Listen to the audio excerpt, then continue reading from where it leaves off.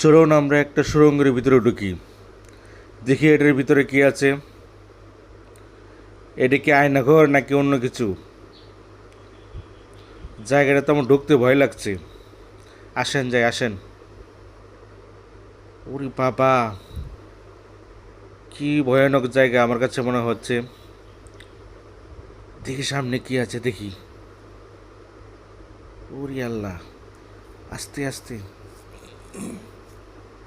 খুব ধীরে ধীরে। কি ভয়ানক জায়গা। দেখি সামনে কি আছে। চলেন আস্তে আস্তে আমরা সামনের দিকে যাই। ওই যে কি একটা দেখা যায় ওখানে। ওই যে আমার জীবনে ফার্স্ট এখানে এসেছি। ওই যে দেখা যায় কি আছে এখানে। লাল গাড়ির মতো দেখা যাচ্ছে আবার। ওই যে দূরে দেখেন কি দেখা যাচ্ছে।